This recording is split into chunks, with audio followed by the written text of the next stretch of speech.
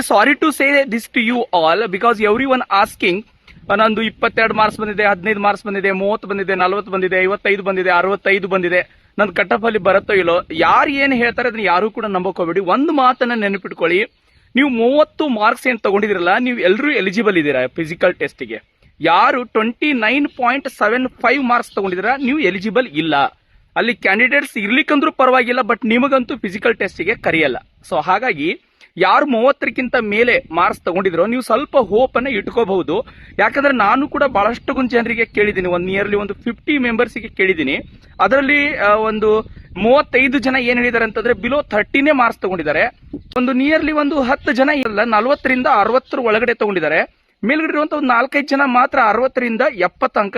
Cut off ನಮಗಂತೂ ಯಾರಿಗೂ ಗೊತ್ತಾಗಲ್ಲ. ಅಂದ್ರೆ ಅದು ಡೇಟಾ ಅನಾಲಿಸಿಸ್ ಏನಿರುತ್ತಲ್ಲ, ಎಷ್ಟು ಜನ ಕ್ಯಾಂಡಿಡೇಟ್ಸ್ಗಳು ಪ್ರೆಸೆಂಟ್ ಇದ್ದಾರೆ, ಎಷ್ಟು ಜನ ಹೊರಗಡೆ ಬಂದಿದ್ದಾರೆ, ಎಷ್ಟು ಜನ ಅಬ್ಸೆಂಟ್ ಇದ್ದಾರೆ, ಇದು ಎಲ್ಲದ್ರದ ಮೇಲೆ ಗೊತ್ತಾಗುತ್ತೆ. ಸೊ ಹಾಗಾಗಿ ಹೋಪ್ ಅನ್ನ ಕಳ್ಕೊಬೇಡಿ. ಬಟ್ ಆದ್ರೂ ಕೂಡ ನೀವೆಲ್ಲರೂ ನನ್ನ ಮೇಲೆ ವಿಶ್ವಾಸನ ಇಟ್ಟಿದಿರಲ್ಲ, ಅದಕ್ಕೆಲ್ಲರಿಗೂ ನಾನು ಒಂದು ಹೃದಯಪೂರ್ವಕ ಅಭಿನಂದನೆಗಳನ್ನ ಸಲ್ಲಿಸ್ತೀನಿ. ಹೀಗೆ ಸಪೋರ್ಟ್ ಮಾಡ್ತಾ ಇರಿ. Thank you. Wish you all the best.